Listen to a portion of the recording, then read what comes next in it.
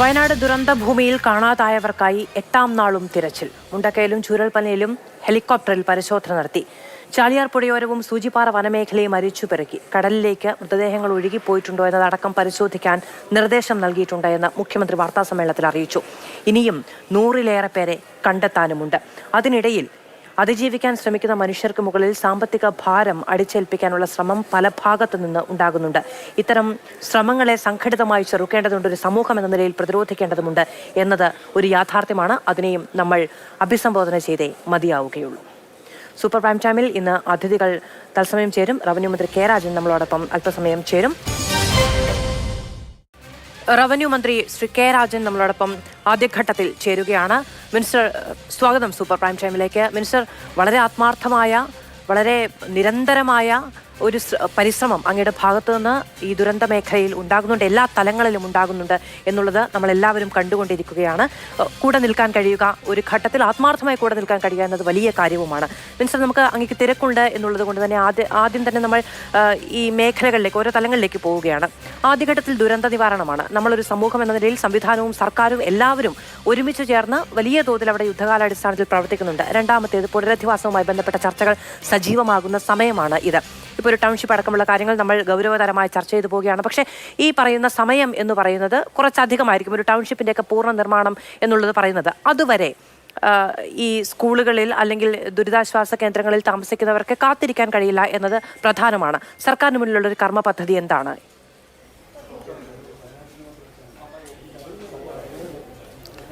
നമ്മളിപ്പോൾ സ്കൂളുകളിൽ പൂർണ്ണമായിട്ടും ദീർഘമായ സമയം ആളുകളെ നമുക്ക് ഈ ക്യാമ്പുമായി മുന്നോട്ട് കൊണ്ടുപോകാൻ പറ്റില്ല. രണ്ട് പ്രശ്നങ്ങളാണ്. ഒന്ന്, സ്കൂളിലെ കുട്ടികൾക്ക് പഠിക്കണം.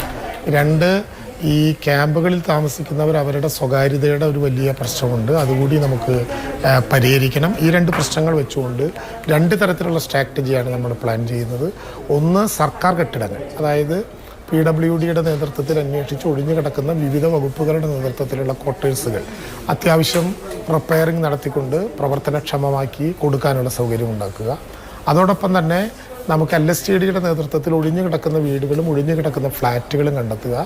ഇതിന് രണ്ടിനും പുറമെ താമസിക്കാൻ വാടകയ്ക്ക് കൊടുക്കാൻ കഴിയുന്ന വിധത്തിൽ ആളുകളെ കണ്ടെത്തി വാടക സംവിധാനം ഉറപ്പുവരുത്തുക. ഇതാണ് ഒരു പാക്കേജ്. രണ്ടാമത്തേത്, ഇതിൽ തന്നെ നേരത്തെ ഞങ്ങൾ പറഞ്ഞതുപോലെ നമ്മുടെ പ്രീ ഫാബ് എന്ന ടെക്നോളജി ഉപയോഗിച്ചുകൊണ്ട് താൽക്കാലികമായിട്ടുള്ള വീട് നിർമ്മാണം, അതായത് തൽക്കാലം ഉപയോഗിക്കാവുന്ന ട്രാൻസിസ്റ്റ് ഹൗസുകൾ, അതിന്ന് ലോകത്തിൻ്റെ വിവിധ മേഖലകളിലുണ്ട്. അങ്ങനെയുള്ള ട്രാൻസിസ്റ്റ് ഹൗസുകളും താൽക്കാലികമായ പുനരധിവാസത്തിന് വേണ്ടി ഉപയോഗപ്പെടുത്താൻ കഴിയുമോ എന്ന സാധ്യത കൂടി പരിശോധിക്കുക.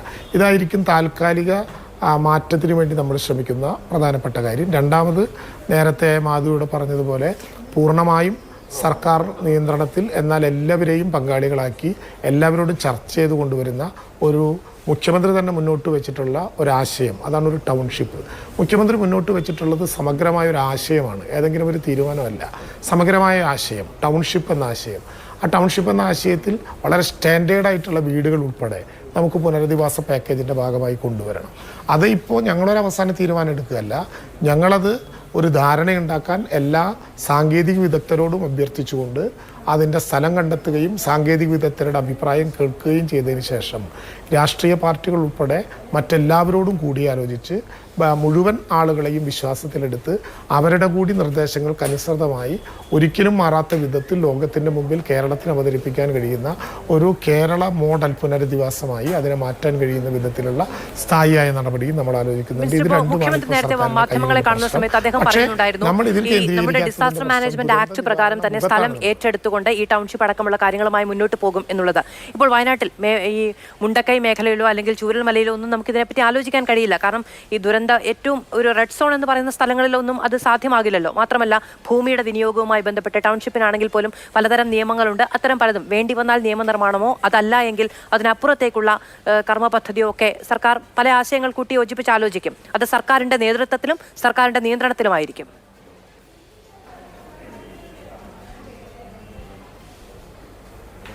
തീർച്ചയായിട്ടും നമുക്ക് ചട്ടങ്ങളിൽ നിയമങ്ങളിലൊക്കെയുള്ള പ്രശ്നങ്ങൾ മനുഷ്യനിർമ്മിതമായ നിയമങ്ങളാണ്, നമ്മൾ തന്നെ ഉണ്ടാക്കിയ നിയമങ്ങളാണ്, നമ്മൾ തന്നെ ഉണ്ടാക്കിയ ചട്ടങ്ങളാണ്. മനുഷ്യനാണ് പ്രധാനം. അവന് വേണ്ടി ഉണ്ടാക്കുന്ന ചട്ടങ്ങളും നിയമങ്ങളുമാണ്. അത് അവന് വേണ്ടി തന്നെ ഏതെങ്കിലും വിധത്തിൽ മാറ്റം നടത്തണമെങ്കിൽ അതിനൊരു മടിയും ഗവൺമെൻറ്റിന് ഉണ്ടാകില്ല. അത് ഗവൺമെൻറ്റിൻ്റെ ഒരു ആശയം തന്നെയാണ്. അപ്പോൾ ഇപ്പോൾ തൽക്കാലം നമ്മൾ നടത്തിക്കൊണ്ടിരിക്കുന്ന അന്വേഷണങ്ങൾക്ക് കൂടുതൽ ശക്തിയോടെ മുന്നോട്ട് കൊണ്ടുപോവുക. ഇന്ന് 152 ആളുകളുടെ ലിസ്റ്റ് ഞങ്ങൾ ഔപചാരികമായി കാണാത്തവരായി പ്രഖ്യാപിച്ചിട്ടുണ്ട്. അവരെ കണ്ടെത്താനുള്ള ശ്രമങ്ങൾ നടത്തുക, അത് എല്ലാ വിധത്തിലും അവരന്വേഷിക്കുക. എത്ര പേർ ഇനിയും മൃതശരീരങ്ങളായിട്ടോ നേരിട്ടോ നമുക്ക് കിട്ടാതിരിക്കുന്നുണ്ട് എന്നുള്ളത് ഫൈനലൈസ് ചെയ്യുക, അവസാനഘട്ട തെരച്ചിൽ നടത്തുക. പിന്നെ രണ്ടാം ഘട്ടം എന്നുള്ള നിലയിൽ ക്യാമ്പിൻ്റെ താൽക്കാലികമായ പുനരധിവാസം ഉറപ്പുവരുത്തുക. അതിനുശേഷമാണ് സ്ഥായിയായ പുനരധിവാസം. മൂന്ന് ചാനലുകളായി മുന്നോട്ട് കൊണ്ടുപോകേണ്ട കാര്യമാണ്. അത് ഒരു കാര്യം ഞാൻ ഉറപ്പിച്ച് പറയാം, പുനരധിവാസം എന്നതിലൂടെ കേരള ഗവൺമെൻറ് ഉന്നയിക്കുന്നത് വീട് നഷ്ടപ്പെട്ടവർക്ക് വീട് വെച്ച് കൊടുക്കലേ അല്ല. വീട് നഷ്ടപ്പെട്ടവർക്ക് വീട് വെച്ച് കൊടുക്കുക, അവിടെ റോഡ് ഉണ്ടാക്കുക, അവിടെ കെട്ടിടം ഉണ്ടാക്കുക, അവിടെ സ്കൂൾ ഉണ്ടാക്കുക, ഇലക്ട്രിസിറ്റി ഉണ്ടാക്കുക, ഇതൊക്കെ അതിൻ്റെ ഭാഗമാണെങ്കിലും സ്ഥായിയായി പുനരധിവാസം കൊണ്ട് സർക്കാർ ലക്ഷ്യം വെക്കുന്നത് നഷ്ടപ്പെട്ടവർക്ക് നഷ്ടപ്പെട്ടത് കൊടുക്കാനായില്ലെങ്കിലും നഷ്ടപ്പെട്ടവർ ഉള്ളപ്പോൾ എന്താണോ അവർക്ക് ലഭിച്ചിരുന്നത് ആ അവസ്ഥയിലേക്ക് അവർ ഉയർത്തിക്കൊണ്ടുവരിക എന്നുള്ളതാണ്. അതൊരു വലിയ ആശയമാണ്. ഇപ്പോഴും അമ്മയെയും അച്ഛനെയും പേര് വിളിച്ചു തുടങ്ങുന്നതിന് മുമ്പ് അവർ നഷ്ടപ്പെട്ട കുഞ്ഞുങ്ങളുണ്ട് നമ്മുടെ ക്യാമ്പുകളിൽ. 522 കുഞ്ഞുങ്ങൾ നമ്മുടെ ക്യാമ്പുകളിലുണ്ട്. 4 ഗർഭിണിമാർ നമ്മുടെ ക്യാമ്പിലുണ്ട്. അവരുടെയൊക്കെ ലോകത്ത് അവർക്ക് എന്തെല്ലാം നഷ്ടപ്പെട്ടു എന്ന് ആദ്യം കണ്ടെത്തുകയും നഷ്ടപ്പെട്ടതെങ്ങനെ അതേ എഫക്റ്റിൽ അതേ സ്വഭാവത്തിൽ അവർക്ക് ലഭ്യമാക്കാം എന്ന് തീരുമാനിക്കുകയും അതിനെ ലോകത്ത് നടന്നിട്ടുള്ള എല്ലാ പുനരധിവാസ പദ്ധതികളിൽ നിന്നും ഉൾക്കൊണ്ട പാഠങ്ങളുടെ കൂടി അടിസ്ഥാനത്തിൽ അതിനെ നിയന്ത്രിക്കുകയും ചെയ്യുക എന്നുള്ളതാണ് സർക്കാർ തൊഴിലും വരുമാനവും ഒരു വലിയ കാര്യമാണ്. പക്ഷേ അത് നമുക്ക് വീണ്ടെടുത്ത് കൊടുക്കാൻ കഴിയുന്ന ഒരു കാര്യമാണ്. അതിനു മുൻപ് അടിയന്തരമായി അങ്ങ് റവന്യൂ മിനിസ്റ്റർ കൂടിയാണ്, അങ്ങയുടെ ശ്രദ്ധ വേണ്ട ഒരു കാര്യം എന്ന് പറയുന്നത് കാർഷിക ലോണുകൾ, വായ്പകൾ ഒക്കെ ഉള്ള മനുഷ്യരവിടെയുണ്ട്. ഇപ്പോൾ കഴിഞ്ഞ ദിവസം ഞാൻ വായിച്ചത് ഒരാൾ പറഞ്ഞത്, നിങ്ങൾ വയനാട്ടിലാണോ, സേഫ് ആണോ, ദുരിതാശ്വാസ ക്യാമ്പിലാണല്ലോ എന്ന് ചോദിച്ചതിന് ശേഷം ചോദിക്കുന്നത് EMI എപ്പോൾ അടയ്ക്കും എന്നുള്ളതാണ് എന്ന്. അതായത് അത്തരത്തിലുള്ളൊരു പ്രശ്നമുണ്ട്. ഒന്നുകിൽ മൊറട്ടോറിയം ആ ജനതയ്ക്ക് മാത്രമായി, അതല്ല എങ്കിൽ അവരുടെ EMIയുമായി ബന്ധപ്പെട്ട് കൃത്യമായ സന്ദേശം ബാങ്കുകൾക്ക്, അങ്ങനെ എന്തെങ്കിലും ഒരു കാര്യം അടിയന്തരമായി ചെയ്യേണ്ടതുണ്ട് എന്ന് അങ്ങ് കരുതുന്നുണ്ട്?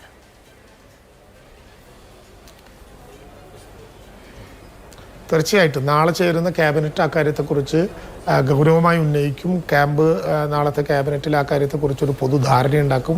ഒരു കാര്യം ഞാൻ തറപ്പിച്ച് പറയാം, ഏതാലോചന നടക്കുന്നതിന് മുമ്പേ ഇത്തരമൊരു ദുരന്ത ഭൂമിയിൽ വന്ന് ഈ ദുരന്തത്തിൽപ്പെട്ട് ജീവിതത്തിൻ്റെ 2 വഴിയും കൂട്ടിമുട്ടിക്കാൻ ലക്ഷ്യം വെച്ചിരിക്കുന്ന പാവപ്പെട്ട മനുഷ്യരുടെ മുമ്പിൽ ഭീഷണി കാണിച്ച് കാശ് പിരിക്കാനുള്ള ശ്രമവുമായി ആര് വന്നാലും ഇവിടെ അത് നടപ്പിലാക്കാൻ അംഗീകരിക്കുന്ന പ്രശ്നമില്ല, അനുവദിക്കുന്ന പ്രശ്നമില്ല. അതിന് നിയമവും മറ്റൊന്നും ഒരു തടസ്സമല്ല.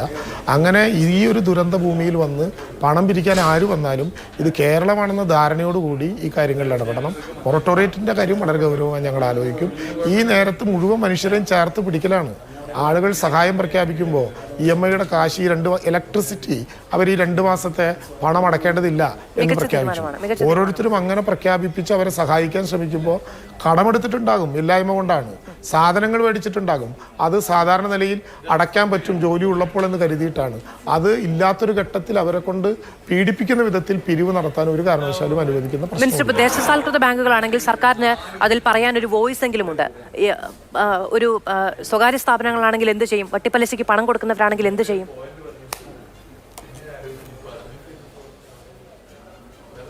അല്ല, 2 മാസം ഈ ദുരന്തം നടക്കുന്ന ഭൂമിയിൽ വട്ടപ്പലിശക്കാരൻ വന്ന് പണം ചോദിച്ചാൽ എന്ത് ചെയ്യും എന്നുള്ളത് ചോദിച്ചു നോക്കുമ്പോൾ മനസ്സിലാവും. അതൊക്കെ മലയാളിക്ക് നല്ല ബോധ്യമുള്ള കാര്യമാണ്. അത് ചോദിച്ചു നോക്കുമ്പോൾ നന്നായി മനസ്സിലാവും. അതിന് നിയമവും ചട്ടമൊന്നും വേണ്ട.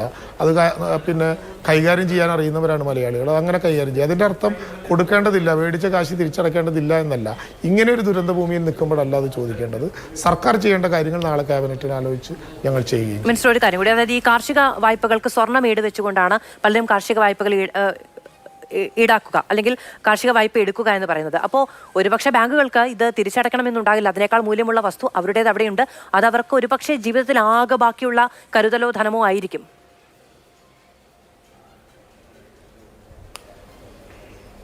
അല്ല, ഞാൻ പറഞ്ഞത് ബാങ്കുകാരുമായി, ദേശസാൽകൃത ബാങ്കുമായി സർക്കാർ നേരിട്ട് ബാങ്കേഴ്സ് സമിതിയുമായി നേരിട്ട് ഈ കാര്യങ്ങളൊക്കെ ഞങ്ങൾ ചർച്ച ചെയ്യും. അത് ചർച്ചയിലൂടെ തന്നെ ഒരു പൊതുധാരണ ഉണ്ടാക്കും. നേരത്തെ കോവിഡ് കാലത്തും അതുപോലെ തന്നെ പ്രളയകാലത്തും ഒക്കെ കേരളം അത്തരം മാതൃകകൾ ഉണ്ടാക്കിയിട്ടുണ്ട്.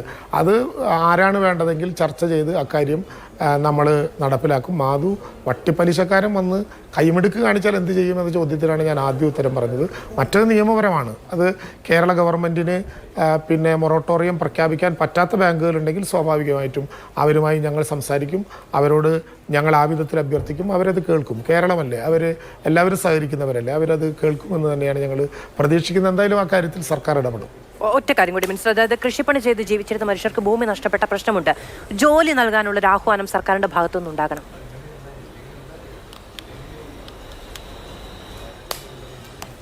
ഞാൻ ഇത്രയേറെ കാര്യങ്ങൾ പറഞ്ഞത് തന്നെ ഈ ദുരന്ത ഭൂമിയിൽ നിൽക്കുമ്പോൾ ഇതിൽ കൂടുതൽ കാര്യങ്ങൾ ആലോചിക്കാനുള്ള ഒരു മാനസികാവസ്ഥയോ സമയവും ഞങ്ങളുടെ കയ്യിലില്ല എന്നുള്ളതാണ്. രാവിലെ 6 മണിക്ക് എഴുന്നേറ്റാൽ 12 മണിക്കും 1 മണിക്കും 1:30 മണിക്കുമൊക്കെയാണ് ഞങ്ങൾ കയറുന്നത്. കൂട്ടായിരുന്ന് ചർച്ച ചെയ്യേണ്ട ചില കാര്യങ്ങളുണ്ട്. തെരച്ചിലിൻ്റെ ആദ്യഘട്ടമൊന്ന് അവസാനിപ്പിക്കട്ടെ.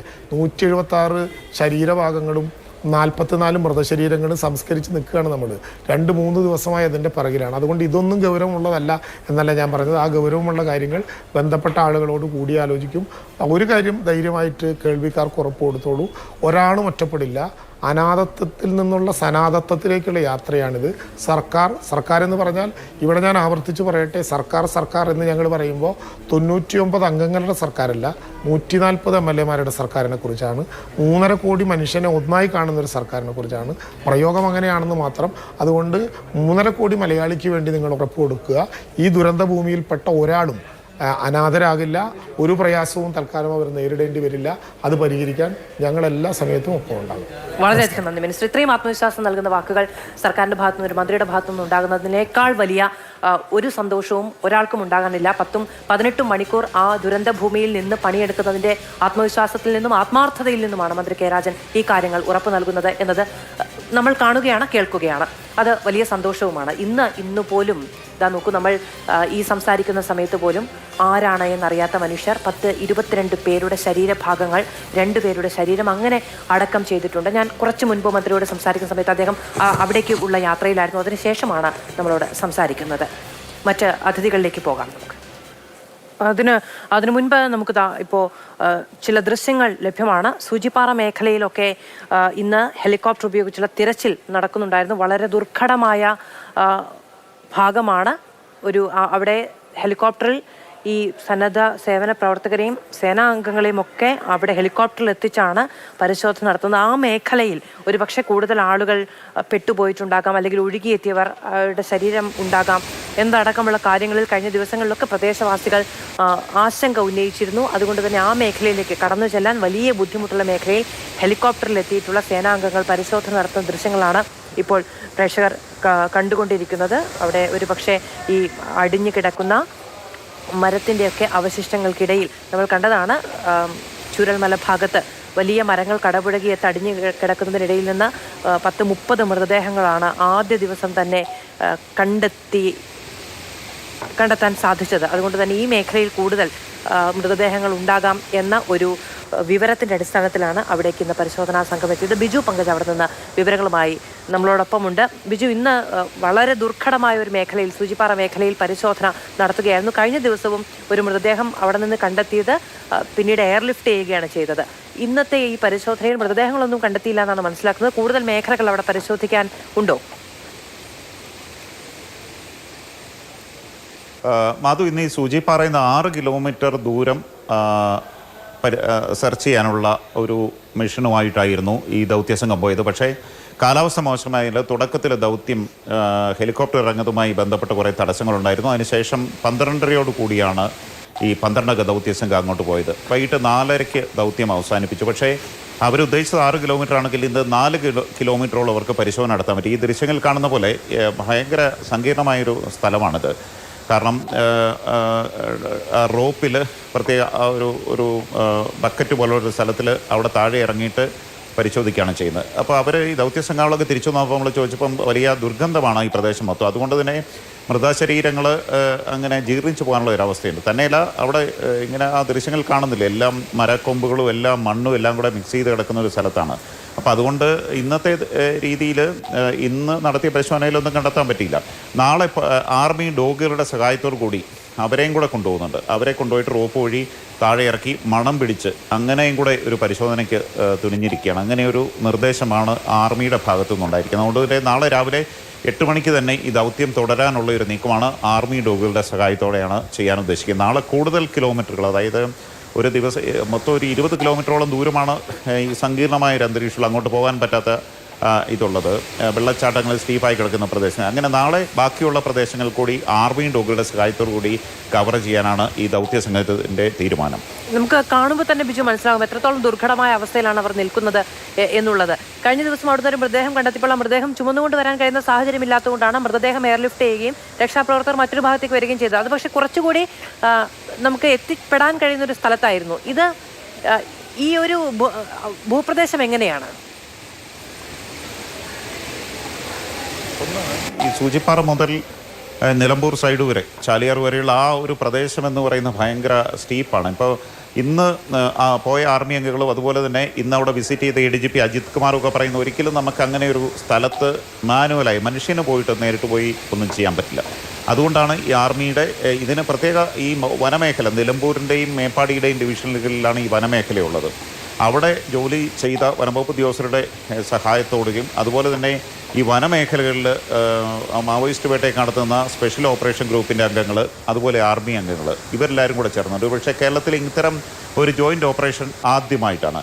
അപ്പോൾ ഇവരുടെ നേതൃത്വത്തിലാണ് ഈ പറയുന്ന പ്രദേശങ്ങളിൽ പരിശോധന നടത്തുന്നത്. ഇത് വളരെ സ്റ്റീപ്പായി കിടക്കുന്ന വെള്ളച്ചാട്ടങ്ങളും അതുപോലെ പുഴയോരങ്ങളും ഒക്കെ ചേർന്ന് കിടക്കുന്ന വനമേഖലയാണ്. വന്യജീവികളുടെ ശല്യമുണ്ട്. അതുകൊണ്ട് വളരെ റിസ്കി ഒരു ഓപ്പറേഷനാണ്. അങ്ങനെയുള്ള ഒരു പ്രദേശത്ത് ഇങ്ങനെയൊരു മൃതദേഹങ്ങൾ തിരച്ചിൽ നടത്തുന്നത് അതിസങ്കീർണമായ ഒരു കാര്യമാണ്. കഴിഞ്ഞ ദിവസം നാട്ടുകാർ, ഈ നിലമ്പൂർ മേഖലയിലുള്ള നാട്ടുകാർ ഈ പ്രദേശത്തെ പറ്റി പറയുന്നുണ്ടായിരുന്നു. നമ്മളൊക്കെ പ്രതികരണം നടത്തുന്ന സമയത്ത് യഥാർത്ഥത്തിൽ മുകളിലേക്കാണ് പരിശോധന നടത്തേണ്ടത്, 10-16 കിലോമീറ്റർ പോയി നോക്കേണ്ടതുണ്ട്. പക്ഷെ വന്യമൃഗങ്ങളുടെ വലിയ ശല്യമുള്ള മേഖലയാണ്. അതുകൊണ്ട് തന്നെ സർക്കാർ നിലവിൽ അതിന് അനുമതി നൽകുന്നില്ല. എന്നാലും ഈ റിസ്ക് എടുത്ത് പോകാൻ ഞങ്ങൾ തയ്യാറാണ്, പക്ഷേ റിസ്ക് ആണ് എന്നുള്ളത് കൊണ്ട് സർക്കാർ അനുമതി നൽകുന്നില്ല എന്നുള്ളത്. അത് തിരിച്ചറിഞ്ഞുകൊണ്ടാണ് സേനാംഗങ്ങളെയും പരിശീലനം കിട്ടിയ ആർമി ഡോഗിനെയും ഒക്കെ ഉപയോഗിച്ചുള്ള ഒരു പദ്ധതി ആവിഷ്കരിച്ചത്, അല്ലേ? തീർച്ചയായും. കാരണം നാളെ ഈ ആർമി ഡോഗുകളുടെ സഹായത്തോടെ മണം പിടിച്ച് മൃത ശരീരങ്ങളോ അവശിഷ്ടങ്ങളോ ഉണ്ടെങ്കിൽ കണ്ടുപിടിക്കുക എന്നുള്ള ഒരു ദൗത്യം കൂടിയാണുള്ളത്. നാളത്തെ ഒരു പരിശോധനയും കൂടി അതിൽ ഫലം കാണുന്നില്ലെങ്കിൽ ഒരുപക്ഷെ ഈ തെരച്ചിലിൻ്റെ മുന്നോട്ടുള്ള പോക്കിനെക്കുറിച്ച് സർക്കാരിന് ഒരു തീരുമാനം എടുക്കേണ്ടി വരും. ഇപ്പോൾ ആർമി തന്നെ ദിവസങ്ങൾ ഒരാഴ്ചയിലധികമായിട്ട് ഇവിടെ ഉണ്ട്. അപ്പോൾ ഈ അവസാന ഘട്ട ശ്രമം എന്നുള്ള രീതിയിലാകണം ഒരുപക്ഷെ ആർമി ഡോഗുകളുടെ സഹായത്തോടു കൂടി തന്നെ ഈ പ്രദേശങ്ങളിലേക്ക് ഒരു സഹായത്തിന് മണം പിടിച്ച് മൃതദേഹ അവശിഷ്ടങ്ങളുണ്ടെങ്കിൽ അതിനെ കണ്ടെത്തുക എന്ന ലക്ഷ്യത്തോടെയാണ് അങ്ങനെ ഒരു നീക്കം സർക്കാരിൻ്റെ ആർമിയുടെ ഭാഗത്ത് നിന്ന് നാളെ ഉണ്ടാകും. എന്തായാലും വളരെ ദുഷ്കരമായ ഒരു ദൗത്യം, അതായത് ഇത്രയും മൃതദേഹങ്ങൾ കിട്ടാത്ത സാഹചര്യത്തിൽ ബന്ധുക്കൾക്കൊരു പ്രതീക്ഷ നൽകാൻ കൂടിയാണ് സർക്കാർ ഇത്തരത്തിലൊരു ഓപ്പറേഷൻ നടത്തുന്നത്. കാരണം അതീവ ദുർഘരമാണ്. കാരണം ഹെലികോപ്റ്ററിലൂടെ ചെന്ന് ഇറങ്ങുക എന്നൊക്കെ പറയുന്നതും അതിനുശേഷം ഈ പുഴയോരങ്ങളിലൂടെ പരിശോധന നടത്തുക എന്നൊക്കെ പറയുന്നതും അത് വന്യജീവികളുള്ള സ്ഥലമാണ്. അതിനകത്തൂടെ പരിശോധന നടത്തുന്ന ഈ അംഗങ്ങളെ നമ്മൾ എത്ര പ്രശംസിച്ചാലും മതിയാവില്ല. അത്രയും അതിന് നേതൃത്വം നൽകുന്ന ഇവരെയും നമുക്ക് വളരെ ആദരവോടുകൂടി കാണേണ്ടി വരും. എന്തായാലും നാളെ ആർമി ഡോഗുകളുടെ സഹായത്തോടുള്ള ഒരു സങ്കീർണമായ തെരച്ചിൽ കൂടിയാണ് ഈ ആർമിയും അതുപോലെ തന്നെ സർക്കാരും പ്ലാൻ ചെയ്യുന്നത്. ശരി, ബിജു പങ്കജാണ് ആ വിവരങ്ങൾ നൽകിക്കൊണ്ടിരുന്നത്. ബിജു പറഞ്ഞതിലൊരു പ്രധാനപ്പെട്ട ഘടകമെന്ന് പറയുന്നത് വന്യമൃഗ ശല്യമടക്കമുള്ള നിൽക്കാൻ കഴിയാത്ത, ആരും പോയി പരിചയമില്ലാത്ത വളരെ ദുർഘടമായ ഒരു പ്രകൃതി ഘടനയുള്ള മേഖലയാണ് ഈ സൂചിപ്പാറ എന്ന് പറയുന്നത്. അവിടെ നിന്ന് 5 കിലോമീറ്റർ അപ്പുറത്തേക്ക് നമുക്ക് മനുഷ്യ പ്രയത്നത്തിലൂടെ എത്തിച്ചേരാൻ പോലും കഴിയാത്ത ഒരു ഭാഗം എന്ന് പറയുമ്പോൾ നമുക്ക് മനസ്സിലാകും എത്രത്തോളം ദുർഘടമായിരിക്കുമെന്ന്. അവിടെ നിന്നുകൊണ്ടാണ് കടുത്ത വെല്ലുവിളികളെ നേരിട്ട് നമ്മുടെ സേനാംഗങ്ങൾ ഈ പരിശോധന ഇന്ന് നടത്തിയത്. നാളെയും ആ പരിശോധന തുടരും എന്നുള്ളതാണ് നമുക്ക് ലഭിക്കുന്ന വിവരങ്ങൾ. ശ്രീ ജോബിഷ് കുര്യൻ നമ്മളോടൊപ്പം ചേരുകയാണ്. മേപ്പാടി പഞ്ചായത്ത് അംഗമാണ് അദ്ദേഹം. ശ്രീ ജോബിഷ്, ഇന്ന് ഇപ്പോൾ ഞാൻ റവന്യൂ മന്ത്രിയോട് സംസാരിച്ചത് അങ്ങ് കേട്ടിട്ടുണ്ടായിരിക്കും. അവിടെ അവിടുത്തെ മനുഷ്യർക്കുണ്ടാകുന്ന നഷ്ടം എന്ന് പറയുന്നത് ഒരു കാലത്ത് നമുക്ക് തിട്ടപ്പെടുത്താൻ കഴിയാത്തതാണ്. ഇനി നമ്മൾ എത്ര സഹായം ചെയ്തിട്ടുണ്ടെങ്കിലും നഷ്ടപ്പെട്ട ജീവനുകൾ ഒരു വശത്ത്, അവനവൻ അധ്വാനിച്ചുണ്ടാക്കിയത് മറുവശത്ത്, അങ്ങനെ പലതുമുണ്ട്. അതൊന്നും ഒരിക്കലും നമുക്ക് നികത്തി കൊടുക്കാൻ കഴിയില്ല. അവരെ നമുക്ക് സാധ്യമായ രീതിയിൽ ചേർത്ത് നിർത്തുക എന്നുള്ളതാണ് സാധിക്കുന്ന ഒരു കാര്യം എന്ന് പറയുന്നത്. അവിടേക്ക് അവരുടെ മുഴുവൻ അധ്വാനങ്ങളും ഇല്ലാതെ പോയ ഒരിടത്തേക്ക് അവരുടെ ബാധ്യതകൾ അവരെ തേടിയെത്തുന്നു എന്നൊരു കാര്യമാണ് നമ്മൾ അറിയുന്നൊരു വാർത്ത. മന്ത്രി അടക്കം കഴിഞ്ഞ ദിവസങ്ങളിലെല്ലാം അതിൻ്റെ ആശങ്ക പങ്കുവെക്കുകയും ചെയ്തു. അത്തരം സമീപനങ്ങൾ ഉണ്ടായാൽ അത് ചെറുക്കും എന്ന്, നിയമപരമായി ചെറുക്കേണ്ടതിനെ അങ്ങനെ, അല്ലാതെ ചെറുക്കേണ്ടതിനെ അങ്ങനെ എന്ന് തന്നെയാണ് മന്ത്രി കെ രാജൻ പറഞ്ഞത്.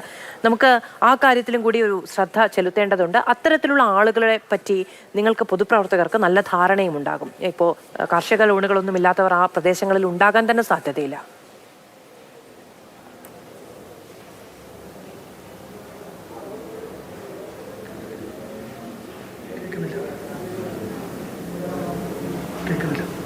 ജോബിഷ് കേൾക്കാമോ?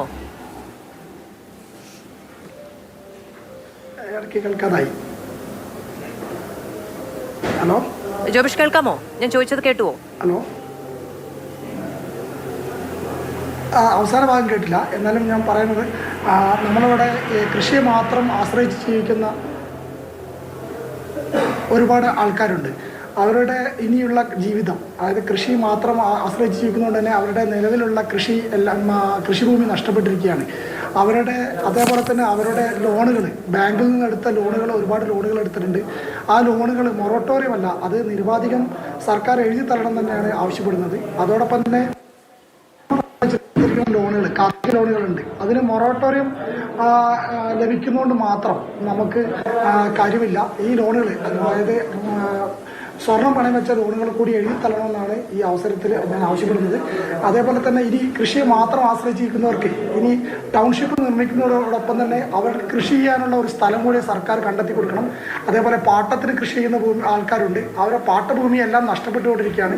അതിൽ കൃഷി ചെയ്യുന്നതിന് വേണ്ടി വൻ ഭീമമായ തുകകൾ ബാങ്കിൽ നിന്നും അതേപോലെ തന്നെ മറ്റ് പല ആൾക്കാരോട് വായ്പയായിട്ടും സ്വകാര്യ വായ്പകളൊക്കെ ആയിട്ട് വാങ്ങിച്ച് കൃഷി ചെയ്യുന്നവരുണ്ട്. എല്ലാം നഷ്ടപ്പെട്ടിരിക്കുകയാണ്. അതെല്ലാം സർക്കാർ എഴുതി തരണമെന്നാണ് ഈ അവസരത്തിൽ ആവശ്യപ്പെടുന്നത്. ഇങ്ങനെ ഒരു ഭീഷണി ഉണ്ടായതായി നാട്ടുകാർ പരാതി പറയുന്നുണ്ടോ ജോബേഷ്?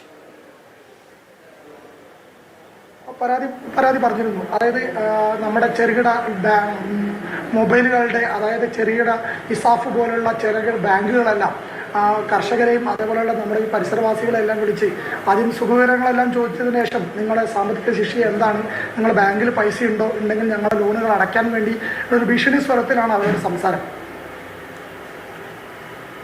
അതിലൊരു സർക്കാർ ഇടപെടൽ ഉണ്ടാകണം എന്നുള്ളൊരു കാര്യം അടിയന്തരമായി സർക്കാരിന് ഇടപെടൽ ഉണ്ടാകേണ്ടതുണ്ട് അല്ലേ? അതെ, തീർച്ചയായിട്ടും അടിയന്തരമായ കാര്യത്തിൽ ഇടപെടൽ ഉണ്ടാവണം. ഞങ്ങൾ പഞ്ചായത്ത് എന്നുള്ള രീതിയിൽ ആ രീതിയിൽ തന്നെയാണ് അതിനെ നേരിടുന്നതും. അങ്ങനെയുള്ള ആൾക്കാരെ ആ ദുരന്ത ഭൂമിയിലേക്കും അതുമായിട്ട് ബന്ധപ്പെട്ട ആൾക്കാരിലേക്കും അടുപ്പിക്കില്ല എന്നുള്ള തന്നെയാണ് ഉറച്ച തീരുമാനവും. ശരി ജോബിഷ്, ഞാൻ ജോബിഷിലേക്ക് തിരികെ വരാം. നമുക്ക് എങ്ങനെയാണ് പുനരധിവാസം എന്ന് ചോദിക്കുന്നിടത്ത് നേരത്തെ മന്ത്രി നമ്മളോട് പറഞ്ഞു, വീട് നഷ്ടപ്പെട്ടവർക്ക് വീട് വെച്ച് നൽകുക എന്ന് പറയുന്നത് വളരെ അടിസ്ഥാനപരമായ ഒരു കാര്യമാണ്. പുനരധിവാസം എന്ന് പറയുന്ന പ്രക്രിയയ്ക്ക് വളരെ വിപുലമായ പല അർത്ഥങ്ങളുണ്ട്. അത് അവർക്ക് നഷ്ടപ്പെട്ടതെല്ലാം, അത് അവരവരുടെ സാമൂഹ്യ ബന്ധങ്ങൾ ഉൾപ്പെടെയുള്ളവയാണെങ്കിൽ അതെല്ലാം വീണ്ടെടുക്കേണ്ടുന്ന ഒരു ആവശ്യകതയുമുണ്ട്. അതിന് നല്ലൊരു മാതൃക നടപ്പിലാക്കുന്ന ഒരു പഞ്ചായത്തും ആ പഞ്ചായത്തുമായി ബന്ധപ്പെട്ട് പ്രവർത്തിക്കുന്നവരും എല്ലാം ഉണ്ട്. നമുക്ക് അവരിലേക്കൊന്ന് പോയി വരികയാണെങ്കിൽ കേരളത്തിൽ മുഴുവനും സ്വീകരിക്കാൻ കഴിയുന്ന ഒരു വലിയ മാതൃകയാണത്. അത് മലയൻകീഴ് ഗ്രാമപഞ്ചായത്താണ് അത്തരത്തിലൊരു പ്രവർത്തനം നടത്തുന്നത്. മലയൻകീഴ് ഗ്രാമപഞ്ചായത്തിൻ്റെ വൈസ് പ്രസിഡന്റ് നമ്മളോടൊപ്പം ഉണ്ട്, ശ്രീ എസ് സുരേഷ് ബാബു. ശ്രീ എസ് സുരേഷ് ബാബു, സ്വാഗതം മാതൃഭൂമി ന്യൂസിലേക്ക്. ഇപ്പോൾ ഞങ്ങൾ ഇന്ന് മാതൃഭൂമിയുടെ തിരുവനന്തപുരം റിപ്പോർട്ടറായ ടി എസ് ഹരികൃഷ്ണൻ അവിടെ വരികയും നിങ്ങളുടെ വിവരങ്ങളും വിശേഷങ്ങളും ഒക്കെ പ്രേക്ഷകരെ അറിയിക്കുകയും ഒക്കെ ചെയ്തു. എന്നിരുന്നാലും ദുരന്തബാധിത പ്രദേശങ്ങളിൽ നിന്ന് പോകുന്ന മനുഷ്യർക്ക്, മുന്നോട്ട് എങ്ങനെ പോകണമെന്നറിയാത്ത മനുഷ്യർക്ക് നിങ്ങളൊരു വലിയ സഹായം ചെയ്യുകയാണ്. സഹായമോ അല്ലെങ്കിൽ നിങ്ങൾ ഒരു വലിയ മാതൃക നൽകുകയാണ്. നിങ്ങൾ ആവിഷ്കരിച്ച് നടപ്പിലാക്കുന്ന പദ്ധതി ഒന്ന് വിശദീകരിക്കാമോ പ്രേക്ഷകർക്ക് വേണ്ടി?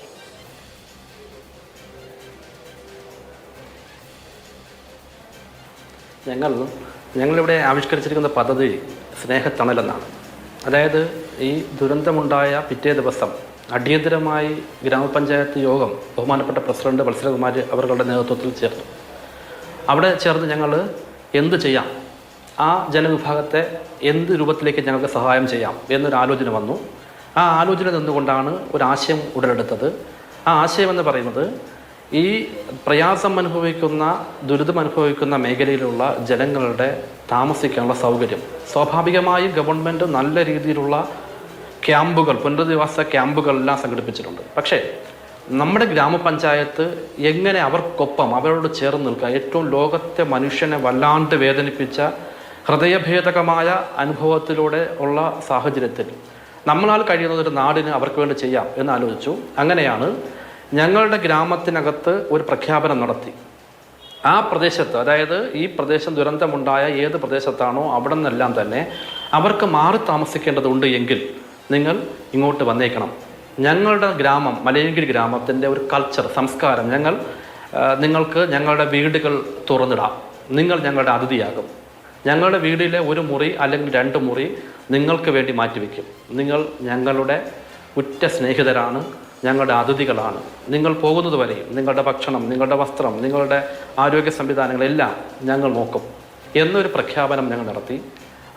ഇത് പ്രഖ്യാപനം നടത്തുമ്പോഴും ഞങ്ങൾ ഒരു കാര്യം ആവർത്തിച്ച് പറയുന്നു, ഇത് ഒരു സഹായമല്ല, ഇതൊരു മനുഷ്യസ്നേഹത്തിൽ അധിഷ്ഠിതമായിട്ടുള്ള ഏറ്റവും ഉദാത്തമായ ഒരു മനുഷ്യനോട് ചെയ്യേണ്ട ഏറ്റവും വലിയ കടമയാണ് ഈ നാട് ഈ ലോകത്തോട് മുന്നിൽ വെക്കുന്നത് എന്ന ആശയമാണ് ഇവിടെ ഉള്ളത്. പക്ഷേ എങ്ങനെയാണ് ഈ ആശയം ഉണ്ടായത്? ഇത് ആരിൽ നിന്നുണ്ടാകുന്നു? ഇതെങ്ങനെയാണ് വലിയ ചർച്ചയുണ്ടാവുകയും അല്ലെ, ഇങ്ങനൊരു പഞ്ചായത്ത് ഒരു തീരുമാനം ഉണ്ടാകണമെങ്കിൽ അതിൽ പലതരത്തിലുള്ള ആളുകൾ എല്ലാവരും സമ്മതിക്കണം, പഞ്ചായത്ത് ഭരണസമിതി സമ്മതിക്കണം, അവിടെയുള്ള ആളുകൾ സമ്മതിക്കണം. എത്ര കുടുംബങ്ങൾ ഇത്തരത്തിൽ ആളുകളെ സ്വീകരിക്കാൻ തയ്യാറായി മുന്നോട്ട് വന്നു? എങ്ങനെയാണ് ഇതൊരു പദ്ധതിയായി നടപ്പിലാക്കാൻ സാധിച്ചത് നിങ്ങൾക്ക്?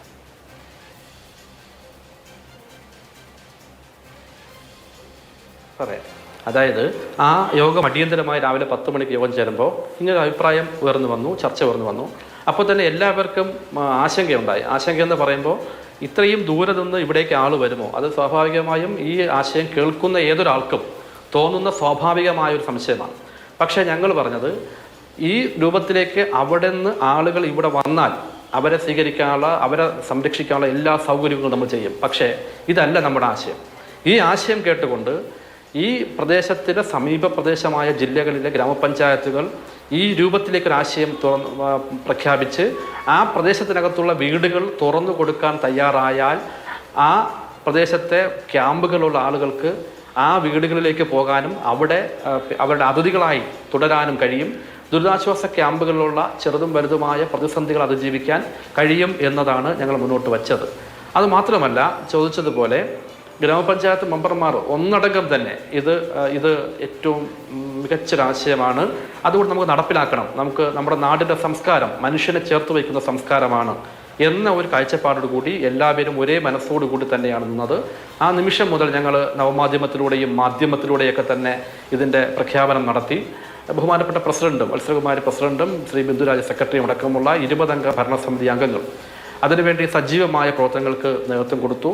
അതിനേക്കാൾ ഏറ്റവും ഞങ്ങൾക്ക് അഭിമാനകരമായി തോന്നുന്നത്, മലയങ്കിഴ് എന്ന് പറയുന്നത് ഈ പ്രദേശത്ത് നിന്ന് ഏതാണ്ട് 450 കിലോമീറ്റർ ദൂരെയുള്ള പ്രദേശമാണ്. പക്ഷേ ഞങ്ങൾക്ക് സന്തോഷകരമായ അനുഭവം തോന്നിയത് 31 കുടുംബങ്ങൾ അവരുടെ വീടുകളിലേക്ക് ആളുകളെ പാർപ്പിക്കാൻ തയ്യാറാണ് എന്ന പ്രഖ്യാപനവുമായി മുന്നോട്ട് വന്നിട്ടുണ്ട് എന്ന ഏറ്റവും വലിയ കാഴ്ചയാണ് നമുക്ക് കാണാൻ വേണ്ടി കഴിയുന്നത്. 31 ആളുകൾ വീടുകൾ പൂർണ്ണമായും ഞങ്ങളുടെ അതിഥിയായി ഈ വരുന്ന ആളുകളെ ചേർത്ത് നിർത്താം എന്ന് തയ്യാറായിട്ടുണ്ട് എന്നതാണ് ഏറ്റവും വലിയ കാര്യം. അവിടെ നിന്നുള്ള ആളുകൾ നിങ്ങളോട് അത്തരത്തിലുള്ള താല്പര്യം അറിയിച്ച് സംസാരിക്കുകയോ മറ്റോ ചെയ്തോ? ഇപ്പോൾ ദുരിതാശ്വാസ കേന്ദ്രങ്ങളിലൊക്കെ ആയതുകൊണ്ട് ഒരു പക്ഷേ അതിനോട് റെസ്പോണ്ട് ചെയ്ത് തുടങ്ങിയിട്ടുണ്ടാവില്ല. എന്നാലും നിങ്ങൾക്ക് 2 അതിഥികളുണ്ട് അല്ലേ?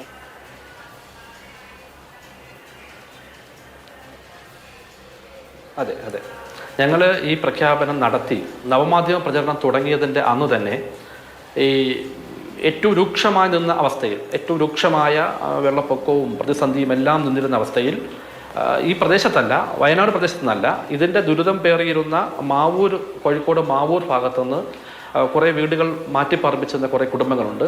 അതിൽ ഒരാൾ ഈ ഫേസ്ബുക്ക് പോസ്റ്റ് അയാളുടെ ഫേസ്ബുക്ക് സുഹൃത്ത് വഴി കാണുകയും അയാൾ പഞ്ചായത്ത് അധികാരികളെ വിളിക്കുകയും അയാൾ കുടുംബസമേതമാണ് എന്ന് പറഞ്ഞ് അദ്ദേഹം ഇവിടെ വരികയും അദ്ദേഹത്തിനെ ഞങ്ങളുടെ ഒരു കവിയായിട്ടുള്ള ഷെല്ലിയുടെ വീട്ടിൽ താമസിപ്പിക്കുകയും ചെയ്തിട്ടുണ്ട്.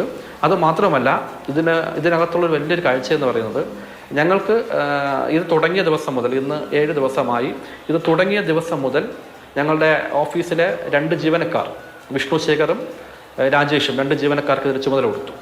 ആ ചുമതല കൊടുത്ത് ജീവനക്കാർ രാത്രിയും പകലും എല്ലാ കോളുകളും അറ്റൻഡ് ചെയ്യുകയാണ്.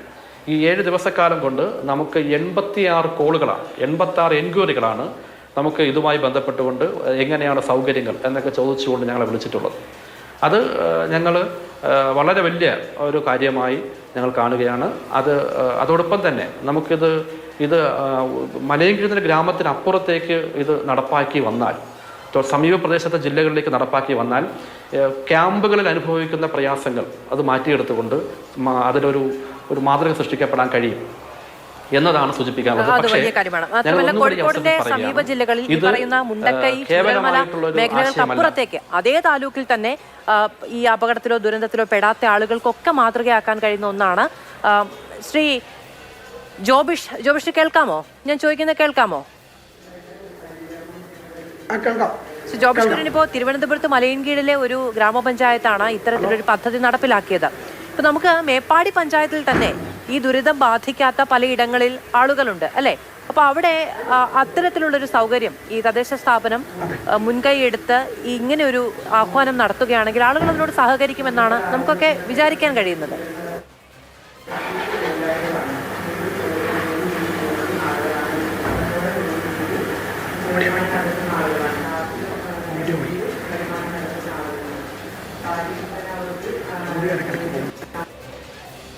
ജോബിഷ് കേൾക്കാമോ? കേട്ടില്ല. ഈ ചിറയൻകീഴ് എന്നുള്ള പഞ്ചായത്തിന്റെ നല്ലൊരു ആശയമാണ്. നമ്മുടെ വയനാട് ജില്ലയിലും ബാക്കിയുള്ള പഞ്ചായത്തുകളിൽ അങ്ങനെ ഒരു ആശയം ഉണ്ടാവുകയാണെങ്കിൽ നമ്മളെ മേപ്പാടി പഞ്ചായത്തിലുള്ള ജനങ്ങൾ അതിനോട് പ്രതികരിക്കും. പക്ഷേ ഇവിടെ നിന്ന് തിരുവനന്തപുരം വരെ പോകുന്നതിന് ചിലപ്പോൾ നമ്മളെ വയനാട്ടിലുള്ള മേപ്പാടി പോലുള്ള ആൾക്കാർ ചിലപ്പോൾ താല്പര്യം കാണിക്കാൻ വഴിയില്ല. കാര്യം അങ്ങോട്ട് പോകുന്ന ഒരു ചൂട് കൂടുതലാണ്. വയനാട്ടിൽ പോലുള്ള ഒരു കാലാവസ്ഥയിൽ നിന്ന് അങ്ങോട്ട് മാറി താമസിക്കുന്നത് ഇച്ചിരി വളരെയേറെ ബുദ്ധിമുട്ടായിരിക്കും. നമ്മുടെ വയനാട്ടിൽ ഈ ആശയം നല്ല ഒരു ആശയം തന്നെയാണ്. അത് വയനാട്ടിലുള്ള ബാക്കിയുള്ള പഞ്ചായത്തുകളിൽ അങ്ങനെ വരുന്നുണ്ടെങ്കിൽ അതിനോടും പ്രത്യേകിച്ചും മേപ്പാടി പഞ്ചായത്തിലെ ഈ പ്രളയം ഈ ഉരുൾപൊട്ടൽ ബാധിക്കാത്ത ഏരിയകളിലും ഇങ്ങനെ ഒരു ആശയത്തെക്കുറിച്ച് ചിന്തിക്കാവുന്നതാണ്. തീർച്ചയായും. ഇപ്പോൾ മലയൻകീഴ് പഞ്ചായത്ത് അധികൃതരും അത് തന്നെയാണ് പറയുന്നത്. അവിടെ അങ്ങനെ ഒരു സൗകര്യം ഉണ്ടെങ്കിൽ ഇവിടുത്തെ ഇത്രയും ദൂരത്തേക്ക് ആളുകൾ അന്വേഷിച്ച് വരില്ല എന്നുള്ളത്. ഇപ്പോൾ ഈ കാലാവസ്ഥയുടെ പ്രശ്നമൊക്കെ ജോബിഷ് അവിടെ ഇരുന്ന് പറയുമ്പോൾ പ്രേക്ഷകർക്ക് പെട്ടെന്ന് അതുമായി താതാത്മ്യപ്പെടാൻ കഴിയില്ല എന്ന് വിചാരിക്കുന്നതുകൊണ്ട് ഞാൻ ഒരു കാര്യം പറയുന്നത്, വലിയ പ്രശ്നമാണ് ഈ വയനാട് പ്രദേശത്തുള്ളവർക്ക്. അവർ കാലങ്ങളായി ശീലിച്ചു വന്ന ഒരു കാലാവസ്ഥാ സാഹചര്യമുണ്ട്. അത് 1-2 ദിവസത്തേക്ക് ഇവിടേക്ക് വരുന്ന നമ്മുടെയൊക്കെ പ്രിയമുള്ളവർക്ക് പോലും ബുദ്ധിമുട്ടുണ്ടാക്കുന്ന സാഹചര്യമാണ്. അതൊരു യാഥാർത്ഥ്യമാണ്. അത് സൗകര്യങ്ങൾ എന്നുള്ളതല്ല, അതിനപ്പുറത്തേക്ക് പ്രശ്നമാണ്. ഒന്നാമത് വലിയ തോതിൽ മാനസിക സംഘർഷമൊക്കെ അനുഭവിക്കുന്ന മനുഷ്യരൊക്കെയാണ്. അതുകൊണ്ട് ഞാൻ സന്ദർഭവശാൽ പറഞ്ഞു പോയി എന്നേ ഉള്ളൂ. എന്നിരുന്നാൽ പോലും മേപ്പാടി പഞ്ചായത്തിനോ അല്ലെങ്കിൽ സമീപ പഞ്ചായത്തുകൾക്കോ ഒക്കെ ഇത്തരത്തിലൊരു കാര്യം അന്വേഷിക്കാവുന്നതാണ്. സർക്കാർ എല്ലാ സൗകര്യങ്ങളോടും കൂടിയ ദുരിതാശ്വാസ കേന്ദ്രങ്ങൾ ഒരുക്കിയിട്ടുണ്ട്. അതിനപ്പുറത്തേക്ക് സമഗ്രമായ പുനരധിവാസ പാക്കേജുമായി ബന്ധപ്പെട്ട് അടുത്തെന്ത് ചെയ്യാം, മുന്നോട്ട് എന്ത് ചെയ്യാം എന്നത് സംബന്ധിച്ച് കർമ്മ പദ്ധതി തയ്യാറാക്കുന്നുണ്ട്. അതിനിടയിൽ മനുഷ്യർക്ക് ചെയ്യാൻ കഴിയുന്ന സഹായങ്ങൾ അല്ലേ, നമ്മുടെയൊക്കെ അടച്ചിട്ട വീടുകളുണ്ട് പലതും, നമ്മൾ വാടകയ്ക്ക് കൊടുത്തിരിക്കുന്ന വീടുകളുണ്ട് പലതും. അപ്പോൾ അത്തരത്തിലുള്ള സൗകര്യങ്ങൾ നമുക്ക് ഒരു സേവന മനോഭാവത്തോടെ ഉപയോഗപ്പെടുത്താൻ കഴിയുകയാണെങ്കിൽ അതും വലിയ കാര്യമാണ് എന്നുള്ളത്. ഇപ്പോൾ മലയൻകീഴ് പഞ്ചായത്ത് അവിടെ മേപ്പാടി പഞ്ചായത്തിലേക്ക് വിളിച്ചിട്ട് അവിടെയുള്ളവർക്ക് ഈ ആശയം പറഞ്ഞു കൊടുക്കുക എന്ന് പറഞ്ഞാൽ ഒരു പക്ഷേ നടപ്പിലായി എന്ന് വരില്ല. പക്ഷേ അവരത് നടത്തി കാണിക്കുകയാണ്, അതൊരു വലിയ കാര്യവുമാണ്.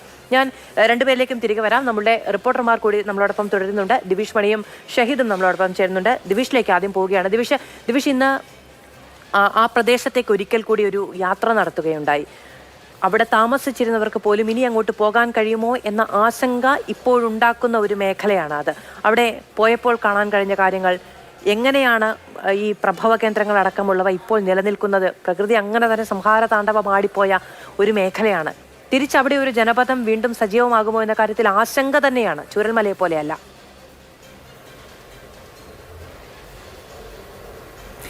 മധു, ഏറ്റവും പ്രധാനപ്പെട്ട ഒരു കാര്യം, നമ്മൾ ഈ പറയുന്ന അസാധ്യമായിട്ടൊന്നുമില്ല എന്നൊരു കാര്യമുണ്ട്. ഞങ്ങളിന്ന് ഈ ഇതിൻ്റെ പ്രഭവ കേന്ദ്രത്തിൻ്റെ മീറ്ററുകൾക്കപ്പുറം ഏറിപ്പോയാൽ ഒരു 800 മീറ്ററുകൾക്കപ്പുറമെങ്കിലും അടുത്ത് വരെ ഞങ്ങൾക്ക് എല്ലാം കഴിഞ്ഞു. പിന്നെ അങ്ങോട്ട് വളരെ ദുർഘടമായ ഒരു സ്ഥിതിയാണ്, നമ്മൾ അപകടകരമായ ഒരു അവസ്ഥ ഉണ്ടാക്കരുതല്ലോ.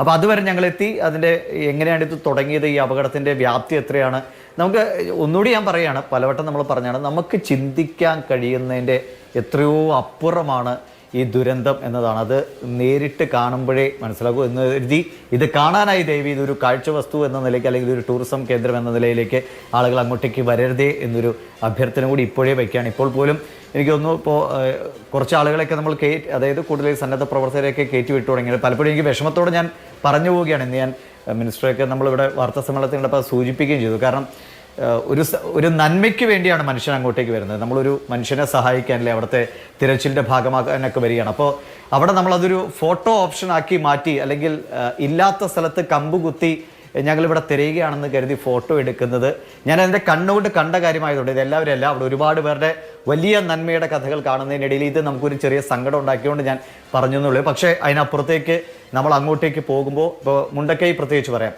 അവിടെ ഒരു ഭാഗത്താണ് ഈ വീടുകൾ പൂർണ്ണമായി നശിച്ചുപോയത്. ഈ റോഡിന് ഇപ്പുറം വീടുകൾ പലതും അങ്ങനെ വലിയ കേടുപാടുകളില്ലാതെ നിൽക്കുന്നുണ്ട്. അപ്പോൾ നമുക്ക് തോന്നുന്നു എങ്ങനെ അവർക്ക് ഇനി അവിടെ ജീവിക്കാൻ കഴിയും. പക്ഷേ അവിടെ നിന്ന് ഇറങ്ങുമ്പോൾ രവിയേട്ടൻ എന്നാണ്, അതായത് അവിടുത്തെ വനംവകുപ്പിൻ്റെ ഉദ്യോഗസ്ഥൻ കൂടിയാണ്, അദ്ദേഹം പറഞ്ഞത്, ഞാൻ അത് ചോദിച്ചു, ഇനി ഇവിടേക്ക് ആളുകൾക്ക് വരാൻ പറ്റുമോ, എങ്ങനെ അവർ ഇത്രയും അയലക്കാരില്ലാതെ അവരൊരു ആ ഭൂമിയെ മാറിപ്പോയേ, നമ്മൾ കാണുന്ന പോലെ വേറെ ഒരു ലോകത്തിരിക്കുന്ന പോലെ, അപ്പോൾ എങ്ങനെ അവർക്ക് വരാൻ കഴിയും എന്ന് ചോദിച്ചപ്പോൾ അദ്ദേഹം പറഞ്ഞത്, ഞങ്ങൾ പറയുന്നതിന് മുമ്പ് ഒരു പിക്കപ്പിൽ കുറച്ച് സാധനങ്ങളുമായി ഒരു വീട്ടുകാരവിടെ നിന്ന് പോയി കട്ടിലൊക്കെ ആയിട്ട്.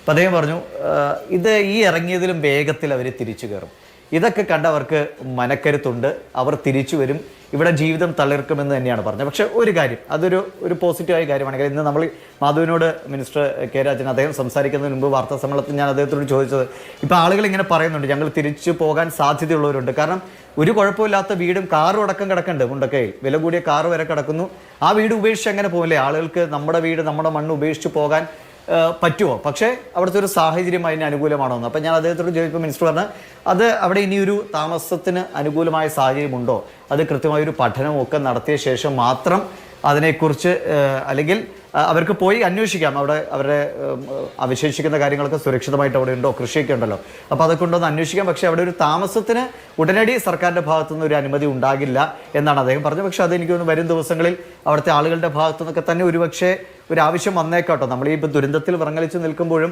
ഇനി അങ്ങോട്ടേക്ക് ഞങ്ങളില്ല എന്ന് പറയുന്ന ഒരുപാട് ജനങ്ങളെ നമ്മൾ കാണുമ്പോഴും അവശേഷിക്കുന്ന വീടുകളിലേക്ക് നമ്മുടെ വീട് ഒരു സ്വർഗം തന്നെയില്ല. അത് എന്തായാലും അവിടെ എന്തൊക്കെ ദുരന്തം ഒരു സൈഡിൽ നടന്നാൽ പോലും ചിലപ്പോൾ നമുക്ക് തിരിച്ചു പോകാൻ തോന്നും. അപ്പോൾ ഒരുപക്ഷെ മനുഷ്യർ അങ്ങോട്ടേക്ക് വന്നേക്കാം. അങ്ങനെ വന്നാൽ സർക്കാർ അതിന് ഉചിതമായ തീരുമാനം എടുക്കട്ടെ. ഇനി അവിടെ താമസിക്കുന്നതൊക്കെ അല്ലേ, നമ്മൾ ഭാവിയെ കൂടി കാണണമല്ലോ, ഒരു അപകടകരമായ സ്ഥിതി ഉണ്ടെങ്കിൽ അത് സർക്കാർ എടുക്കേണ്ട ഒരു കോളാണ്, നമുക്ക് പറയാൻ കഴിയില്ല, ജനങ്ങൾ കൂടി തീരുമാനിക്കണം. എന്തായാലും അവിടെ ഇതുവരെ കാണാത്ത, നമ്മൾ ഇതുവരെ കണ്ടോ കേട്ടോ ഇല്ലാത്ത ഒരു ദുരന്തമാണ് അവിടെ നടന്നത്. അതിൻ്റെ ആഘാതം അത്രയും തീർച്ചയായും ചൂരൽമലയാണ് നിശേഷമില്ലാതായി പോയി. എവിടെയാണ് വീട് എന്ന് പോലും തിരിച്ചറിയാൻ പറ്റാതെ പോയത് ചൂരൽമലയാണ്. കാരണം ആ ഭൂമി അങ്ങനെ അങ്ങ് മാറിപ്പോയി. അപ്പോൾ അവിടെ എത്തുന്ന, അല്ലെങ്കിൽ ഇനി അങ്ങോട്ട് ഞാൻ അവസാനം ഞങ്ങളിങ്ങനെ നടന്നു വരുമ്പോൾ ഒരു ചേച്ചി അങ്ങോട്ടേക്ക് പോവുകയാണ്, ഒരു പാടിയിലേക്ക്. അപ്പോൾ ഞാൻ ചോദിച്ചു, ചേച്ചി ആദ്യമായിട്ടാണോ ഇങ്ങോട്ട് വരുന്നത്? അതെ, ഞങ്ങൾ ദുരിതാശ്വാസ ക്യാമ്പിലായിരുന്നു, ഒന്ന് അവിടെ പോയി നോക്കട്ടെ, നമ്മുടെ പൂച്ചയും പട്ടിയൊക്കെ ഉള്ളതാണ്, അവരെ ഒന്ന് നോക്കട്ടെ എന്ന്. അപ്പോൾ അവിടെ ഓൾറെഡി മൃഗസംരക്ഷണ വകുപ്പിൻ്റെയൊക്കെ ആളുകൾ ചെന്ന് അങ്ങനെ അവിടെ കുടുങ്ങിപ്പോയിട്ടുള്ള മൃഗങ്ങൾക്ക് വേണ്ട ഭക്ഷണം കൊടുക്കുന്നുണ്ട്. പശുക്കൾക്ക് വേണ്ടി അപ്പുറത്തേക്ക് സന്നദ്ധ സംഘടനകൾ ഈ പുല്ലുമൊക്കെ ഈ ഇതിൻ്റെ അപ്പുറത്തെ കരയിലേക്ക് വളരെ സാഹസ്യമായിട്ടൊക്കെ എത്തിക്കുകയൊക്കെ ചെയ്യുന്നുണ്ട്. അപ്പോൾ അതിനുവേണ്ട കെയർ മിനിസ്റ്റർ എന്ന് പറഞ്ഞാണ്, നമ്മൾ മനുഷ്യന് എത്ര കെയർ കൊടുക്കുന്നു അതുപോലെ തന്നെ അവിടെ അവശേഷിക്കുന്ന മൃഗങ്ങൾക്കുള്ള ഒരു സംരക്ഷണം കൂടി ഒരുക്കിയിട്ടുണ്ട്.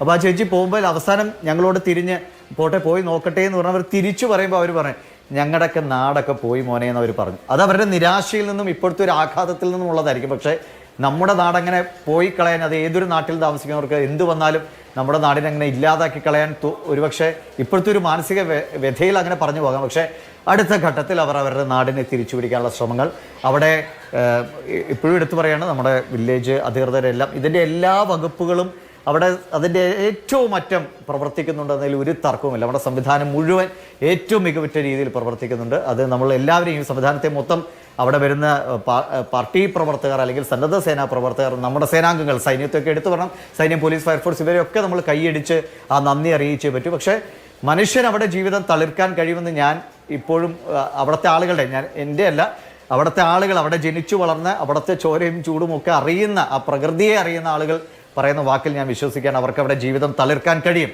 മനുഷ്യൻ അങ്ങനെയല്ലേ, എന്തൊക്കെ നമ്മുടെ നഷ്ടപ്പെട്ടു പോയാലും എന്തൊക്കെ നമ്മളിൽ നിന്ന് അകന്നു പോയാലും നമ്മുടെ ജീവൻ അവശേഷിക്കുന്നുണ്ടെങ്കിൽ നമ്മൾ മുന്നോട്ട് പോയിരിക്കും, നമ്മൾ ജീവിച്ചിരിക്കും. അതിനുള്ള കരുത്ത് അവിടുത്തെ ജനങ്ങൾക്കുണ്ടാകും. അങ്ങനെയാണ് നമ്മൾ അവരെ സ്നേഹിക്കുന്നത്. ആ സ്നേഹം തീർച്ചയായും, ആ സ്നേഹം അവർ നമ്മളോട് കാണിക്കുന്നത് അവർ തിരിച്ചു വന്നുണ്ടായിരിക്കും. തീർച്ചയായും. ഇപ്പോൾ അവരുടെ കാഴ്ചപ്പാട് അങ്ങനെയാണെങ്കിൽ, നേരത്തെ നമ്മുടെ മന്ത്രിമാരെല്ലാവരും പറയുന്നത് അങ്ങനെയാണ്, പുനരധിവാസവുമായി ബന്ധപ്പെട്ടിട്ടാണെങ്കിലും എന്തു കാര്യത്തിലാണെങ്കിലും അവിടുത്തെ ജനങ്ങളെ കൂടി വിശ്വാസത്തിലെടുത്ത്, നഷ്ടം അവരുടേതാണ്, അവിടുത്തെ ജനങ്ങളെ കൂടി വിശ്വാസത്തിലെടുത്ത് അവരുടെ അഭിപ്രായങ്ങൾക്ക് കൂടി വിലവെച്ച് അതുകൂടി ഉൾക്കൊണ്ടിട്ടുള്ള ഒരു പദ്ധതിയാണ് ആവിഷ്കരിക്കേണ്ടത് എന്നുള്ളത്. ഇപ്പോൾ കേടുപാടുകളില്ലാത്ത വീടുകളുള്ളവർ, അവിടെ തന്നെ കൃഷി ചെയ്ത് ജീവിക്കേണ്ടതുണ്ട് എന്ന് പറയുന്നവർ ഒക്കെ, പക്ഷെ അതിനു മുമ്പ് പഠനം തീർച്ചയായും സംവിധാനം നടത്തേണ്ടതുണ്ട്. എത്രത്തോളം അവർക്ക് അവിടെ തുടരാൻ കഴിയും, സുരക്ഷിതരായി തുടരാൻ കഴിയും എന്നതടക്കമുള്ള കാര്യങ്ങളൊക്കെ. ഒറ്റപ്പെട്ടു പോയ ഒരു പ്രദേശമാണ് മുണ്ടക്കൈ എന്ന് പറയുന്നത്. ദുരിതം നടന്നു എന്നറിഞ്ഞതിന് ശേഷം മണിക്കൂറുകൾക്ക് ശേഷം മാത്രമാണ് അങ്ങോട്ടേക്ക് NDRF സംഘത്തിന് പോലും എത്തിപ്പെടാൻ കഴിഞ്ഞത് എന്നതൊക്കെ പ്രധാനമാണ്. അങ്ങനെ അവിടെ തുടരാൻ കഴിയുമോ, സുരക്ഷിതമായി തുടരാൻ കഴിയുമോ എന്നുള്ള കാര്യങ്ങൾ പഠിക്കുകയും ആ പഠനം ആ മേഖലയിലുള്ളവരോട് സംസാരിച്ച് അവരുടെ കൂടി അഭിപ്രായം, അവരുടെ കൂടി വിശ്വാസം, ഇതെല്ലാം പരിഗണിച്ചുകൊണ്ടായിരിക്കണം നമ്മളൊരു പുതിയ പദ്ധതിയിലേക്കൊക്കെ പോകേണ്ടത് എന്നുള്ളതാണ്. അങ്ങനെ തന്നെയാണ് സർക്കാർ അതിനെ സമീപിക്കുകയും ചെയ്യുന്നത് എന്ന് വേണം നമ്മൾ ഈ ഘട്ടത്തിൽ മനസ്സിലാക്കാൻ. നമ്മളോടൊപ്പം ഷഹീദ് കൂടി ചേരുന്നുണ്ട്. ഷഹീദ്, ഇന്ന് മന്ത്രി നമ്മളോട് സംസാരിച്ചപ്പോൾ പറഞ്ഞു ഇന്നും ഇത്രയും അധികം ആളുകളുടെ സംസ്കാര ചടങ്ങുകൾ പൂർത്തിയാക്കുകയാണ് എന്ന്. മുഖ്യമന്ത്രി ഔദ്യോഗികമായി കണക്കുകൾ പറയുന്നുണ്ട്. അതിനപ്പുറത്തേക്കുള്ളതാണ് മാധ്യമങ്ങളിലൂടെയും ആളുകളുടെ കണക്കിൽ നിന്നും ഒക്കെ പുറത്തു വരികയും ഒക്കെ ചെയ്യുന്നത്. ഈ ദുരന്തത്തിന്റെ വ്യാപ്തി വലുതാണ്, എന്നിരുന്നാലും ഇത്രയും മരണങ്ങളാണ് ഔദ്യോഗികമായി സ്ഥിരീകരിക്കാൻ കഴിയുന്നത് എന്നാണ് മുഖ്യമന്ത്രി പറയുകയും ചെയ്തിരിക്കുന്നത്. ഇന്നും ധാരാളം ആളുകൾ ഈ സംസ്കാര ചടങ്ങുകളിലൊക്കെ പങ്കെടുക്കാൻ വന്നിട്ടുണ്ട്. ദുരിതാശ്വാസ കേന്ദ്രങ്ങളിലെ ഒക്കെ താമസിക്കുന്ന മനുഷ്യരും വയനാട് പൊതുവെയും ഈ ദുരിതത്തെ അതിജീവിക്കാനുള്ള ശ്രമങ്ങളിലേക്ക്, ദുരന്തമുണ്ടായി, ദുരിതം പേറുകയാണ്, ദുരിതാശ്വാസ കേന്ദ്രങ്ങളിലാണ്, എന്നിരുന്നാലും അവരതിനെ യാഥാർത്ഥ്യ ബോധത്തോടെ സ്വീകരിച്ചു തുടങ്ങിയിട്ടുണ്ടോ?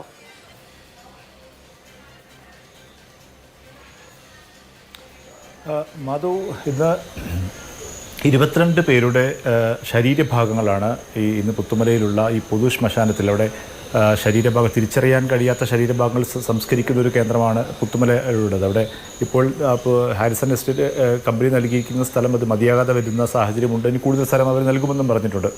അവിടെ നമുക്ക് വളരെ ഹൃദയഭേദകമാണ് എല്ലാ കാഴ്ചകളും അവിടെ നമുക്ക് കാണാൻ. അവിടുത്തെ സന്നദ്ധ പ്രവർത്തകരൊക്കെ പറഞ്ഞത്, ഈ തിരിച്ചറിയാൻ കഴിയാത്ത മൃതദേഹങ്ങൾ, നമുക്കറിയാം നമ്മളൊരു മൃതദേഹം ബന്ധുക്കൾ ആണെങ്കിലും നമ്മുടെ സഹപ്രവർത്തകരൊക്കെ ആണെങ്കിൽ പോലും ഒരാൾ മരിച്ചു കഴിഞ്ഞാൽ മൃതദേഹത്തിനോട് വളരെ ആദരവോടുകൂടി എല്ലാവിധ ചടങ്ങുകളുമൊക്കെ പൂർത്തിയാക്കി, മതപരമായ വിശ്വാസികളാണെങ്കിൽ അത്തരത്തിലുള്ള ചടങ്ങുകളൊക്കെ പൂർത്തിയാക്കി വളരെ ആദരവോടുകൂടി സംസ്കരിക്കുന്ന, അല്ലെങ്കിൽ ഏറ്റവും സ്നേഹം തിരിച്ചു നൽകിക്കൊണ്ടാണ് അത്തരം സംസ്കാരങ്ങൾക്ക് നടക്കുന്നത്. പക്ഷേ ഇവിടെ അനാഥരാക്കപ്പെടുന്ന അല്ലെങ്കിൽ ആ തരത്തിൽ തിരിച്ചറിയാത്ത ശരീരഭാഗങ്ങൾ എത്തുന്നൊരു സ്ഥലമാണ് ഈ പുത്തുമല. പക്ഷേ അവിടെ ആ സന്നദ്ധ പ്രവർത്തകരൊക്കെ പറഞ്ഞതും നമുക്ക് കണ്ടതുമൊക്കെ നമുക്ക് മനസ്സിലാക്കാൻ സാധിച്ചത് വളരെ സ്നേഹത്തോടുകൂടി എല്ലാവിധ ആദരവും നൽകി വളരെ ബഹുമാനത്തോട് തങ്ങളുടെ ഒരു ഉറ്റ പ്രിയപ്പെട്ട ഒരാൾ ഇതാ മരിച്ചു കിടക്കുന്നു എന്ന രീതിയിലാണ് അവർ ആ സംസ്കാര ചടങ്ങുകൾ പൂർത്തീകരിക്കുന്നത് എന്നുള്ളത് ആണത്. വളരെ അത് നമ്മുടെ സൗഹൃദത്തിൻ്റെയും സാഹോദര്യത്തിൻ്റെയും ഒക്കെ ഒരു മറ്റൊരു പ്രതീകം കൂടിയായി മാറുക. അതിനിടയിൽ നമ്മുടെ ഒരു സുഹൃത്ത് പങ്കുവെച്ചൊരു കാര്യം, ഇതിൽ ഈ ക്യാമ്പുകളിൽ, അതിജീവന ക്യാമ്പുകളിലൊക്കെ കഴിയുന്ന ചിലരെങ്കിലും അവിടെ എത്തുന്നുണ്ട്. എത്തിയിട്ട് ഇത് തിരിച്ചറിയപ്പെടാത്ത പലരും, അവരുടെ ബന്ധുക്കൾ ഉറ്റവരൊക്കെ ഇനിയും കാണാത്തവരുണ്ട്. ആരുടെങ്കിലും ഇതുമായിരിക്കുമോ ഈ മറവ് ചെയ്യുന്ന അല്ലെങ്കിൽ ഈ സംസ്കരിക്കുന്ന മൃതദേഹം എന്ന് കരുതി ആ മൃതദേഹത്തിൽ സുഗന്ധമൊക്കെ പൂശിക്കൊടുക്കുന്ന ചില ആളുകളൊക്കെ അവിടെ കാണാൻ കഴിഞ്ഞു എന്ന് അവിടെയുള്ള ആളുകളൊക്കെ പറയുന്നു. അങ്ങനെ അത്തരം സാഹചര്യങ്ങൾ 2 മൃതദേഹങ്ങൾ ഇനിയും ഇവിടെയുണ്ട്, സൂക്ഷിച്ചിട്ടുണ്ട്. ഏതെങ്കിലും തരത്തിൽ ബന്ധുക്കൾക്ക്, അതായത് പൂർണ്ണമായ ശരീരഭാഗങ്ങളുള്ള മൃതദേഹമായിട്ടുള്ള രണ്ട് ശരീരങ്ങളുണ്ട്. അവ ഏതെങ്കിലും തരത്തിൽ തിരിച്ചറിയാൻ കഴിയുമോ എന്നാണ് അന്വേഷിക്കുന്നത്. അങ്ങനെയെങ്കിൽ അതിൻ്റെ സംസ്കാരം നാളെയായിരിക്കും.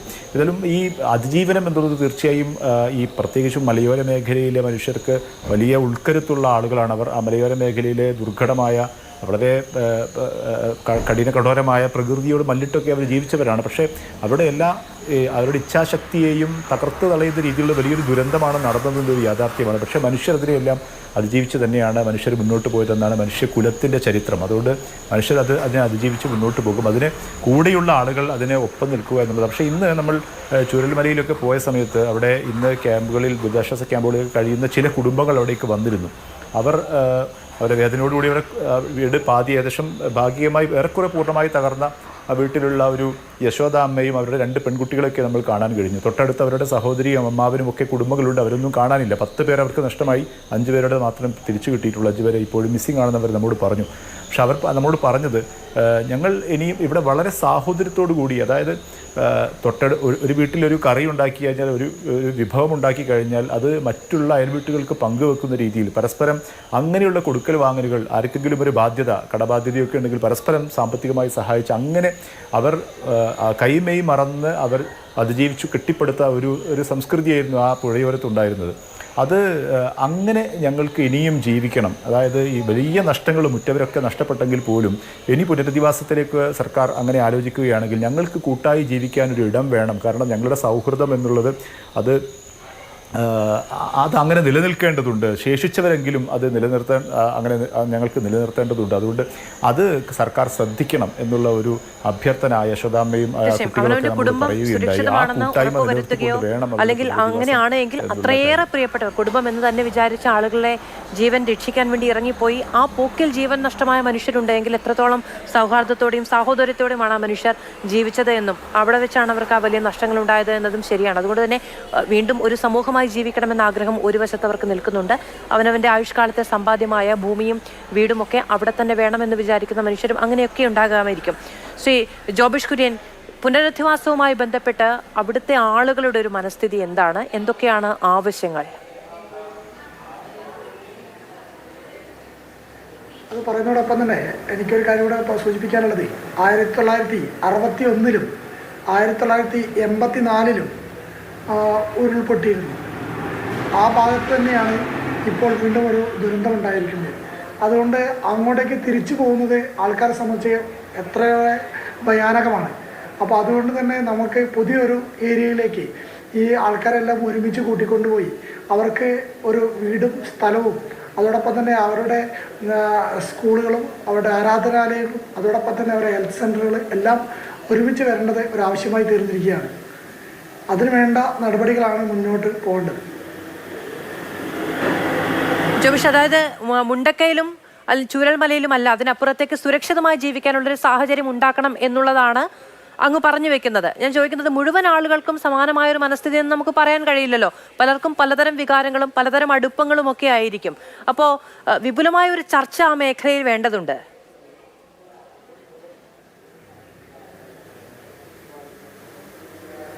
ഞാൻ പറഞ്ഞു വരുന്നത് അത്രത്തോളം ഭയാനകമായ ഒരു ഏരിയ ആയി മാറിയിരിക്കുകയാണ് മുണ്ടക്കൈ എന്നുള്ളതാണ്. ജോബിഷ്, എനിക്ക് കേൾക്കാം. എന്തെങ്കിലും തടസ്സം നേരിടുന്നുണ്ടോ അങ്ങേക്ക് ഞാൻ പറയുന്നത് കേൾക്കുന്നതിലോ സംസാരിക്കുന്നതിലോ? കേൾക്കുന്നില്ല. ചില സമയത്ത് ചില വാക്കുകൾ അവസാന ഭാഗത്തേക്കും ചോദ്യങ്ങൾ കേൾക്കാതായി പോകുന്നുണ്ട്. ശരി, അങ്ങ് പറയുന്നത് എനിക്ക് കൃത്യമായി കേൾക്കാം. അങ്ങ് പറയാൻ ഉദ്ദേശിക്കുന്നത് മുഴുവൻ പറഞ്ഞുകൊള്ളൂ. ഞാൻ ചോദിക്കുന്നത്, ഈ ദുരിതാശ്വാസ കേന്ദ്രങ്ങളിൽ ഉള്ള ആളുകളോട് സംസാരിക്കുന്ന സമയത്ത് അവർ പൊതുവിൽ പറയുന്ന ഒരു അഭിപ്രായം എന്താണ്? ഇനി അങ്ങോട്ടേക്ക് തിരിച്ചു പോകാൻ കഴിയില്ല എന്നുള്ളത് തന്നെയാണ് എല്ലാവരും പറയുന്നത്. കാര്യം അവരെ ഒരു പ്രാവശ്യമല്ല, ഇപ്പോൾ 2 ദുരന്തങ്ങൾ അടുത്തടുത്തായിട്ട് സംഭവിച്ചു. ഒന്ന് പുത്തുമലയിലെ ഉരുൾപൊട്ടൽ, അതോടൊപ്പം തന്നെ ചൂരൽമലയിലും മുണ്ടക്കയിലും ഉണ്ടായ ആ ഉരുൾപൊട്ടൽ. അതിൻ്റെ ഒരു ഭീകരത അത് നേരിട്ട് അനുഭവിച്ചവരൊന്നും ഒരിക്കലും ആ രാത്രിയിൽ അനുഭവിച്ച ആ അവസ്ഥ അത്രത്തോളം ഭീകരമായിരുന്നു. പാറ പൊട്ടി വരുന്നതിൻ്റെയും അതുപോലെ തന്നെ മരങ്ങൾ വരുന്നതിൻ്റെയും പല ആൾക്കാരും ആദ്യത്തെ പൊട്ടലിൽ നിന്ന് ആ ചെളിയിലൂടെ നെഞ്ചൊപ്പം ചെളിയിലൂടെയാണ് ഓരോരുത്തർ പിടിച്ചു കയറ്റി കൊണ്ടുവന്നിരിക്കുന്നത്. അത്രത്തോളം ഭയാനകമായ ഒരു അന്തരീക്ഷം കണ്ടുവന്ന അവർ ഇനി അങ്ങോട്ട് പോകുന്നത് ഓരോ മഴയിലും പേടിയോടുകൂടിയാണ് അവിടെ ജീവിക്കുന്നത്. ഇനി എപ്പോൾ ഇനി വീണ്ടും പൊട്ടും എന്നുള്ള ഒരു ചോദ്യചിഹ്നമായി നിൽക്കുകയാണ്. അതായത് ഓരോ മഴ പെയ്യുന്തോറും നമ്മുടെ ഈ പുഴയിലെ വെള്ളം കൂടി വരുന്നതും അതോടൊപ്പം ഇനിയും പൊട്ടുമോ എന്നുള്ളൊരു ആശങ്ക ആ ഏരിയയിൽ എല്ലാവരുടെ ഇടയിലുമുണ്ട്. അതുകൊണ്ട് തന്നെ അവർ അങ്ങോട്ടേക്ക് പോകുന്നതിനെ കുറിച്ച് ചിന്തിക്കുന്നേ ഇല്ല എന്നുള്ളതാണ് പറയുന്നത് അവിടുത്തെ അന്തേവാസികൾ എല്ലാവരും പറയുന്നത്.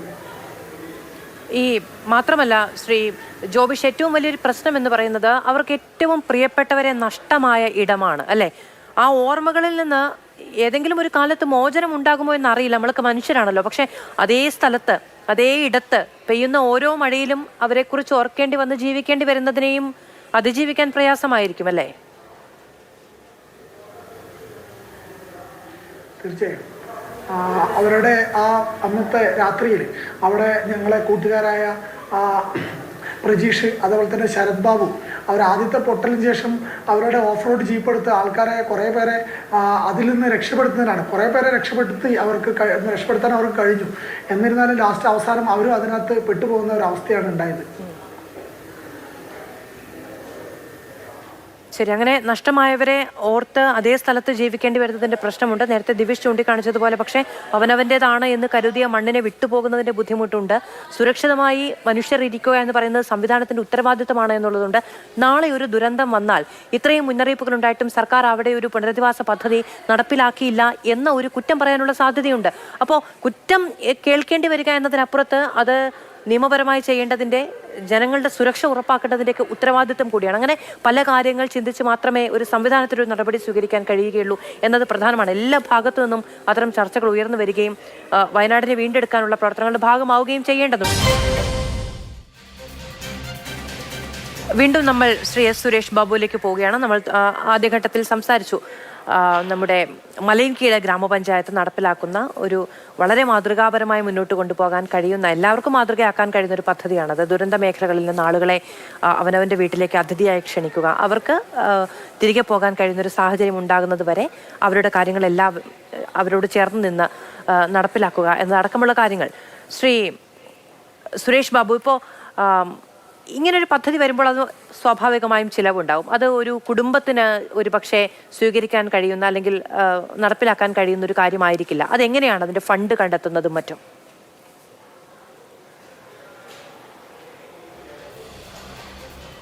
നമ്മൾ നിലവിൽ ഇതുമായി ബന്ധപ്പെട്ടുകൊണ്ട് ആ കുടുംബത്തിനോട് ആവശ്യപ്പെടുകയാണ്.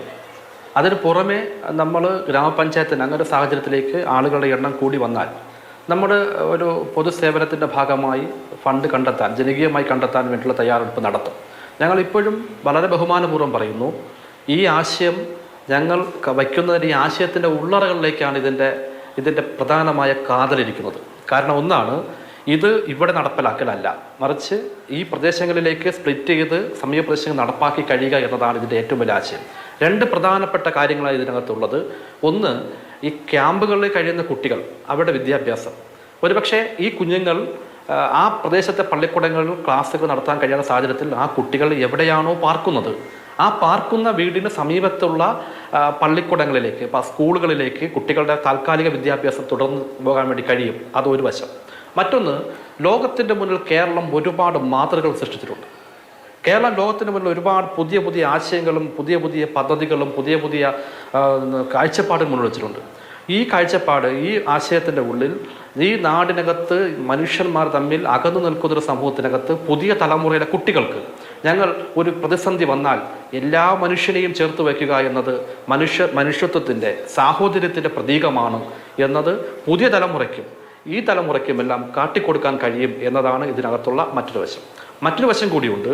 ഇന്ന് സമൂഹത്തിനകത്ത് ജാതിയുടെയും മതത്തിൻ്റെയും ഒക്കെത്തെല്ലാം വേർതിരിവുള്ള ഒരു കാലഘട്ടത്തിനകത്ത് ഒരു വ്യത്യസ്ത മതവിഭാഗത്തിലുള്ളൊരു മനുഷ്യൻ മറ്റൊരു വ്യത്യസ്തമായ മതവിഭാഗത്തിലുള്ള മനുഷ്യൻ്റെ വീട്ടിൽ അതിഥിയായി, പ്രതിസന്ധി വരുമ്പോൾ അതിഥിയായി വന്ന് അവൻ്റെ വീട്ടിൽ നിന്ന് അവരുടെ ആചാരം ആ വീട്ടിൽ നിന്ന് നടപ്പാക്കുകയും മറ്റൊരു കുടുംബത്തിൻ്റെ ആചാരം നടപ്പാക്കുകയും ചെയ്യുന്ന ഏറ്റവും ഉദാത്തമായ സാഹോദര്യത്തിൻ്റെ, മതസൗഹാർദ്ദത്തിൻ്റെ ഒരു അടയാളം കൂടെ ഇതിനകത്ത് ഉണ്ട് എന്നതാണ് നാം കേൾക്കാൻ വേണ്ടിയും പഠിക്കാൻ വേണ്ടി കഴിയുന്നത്.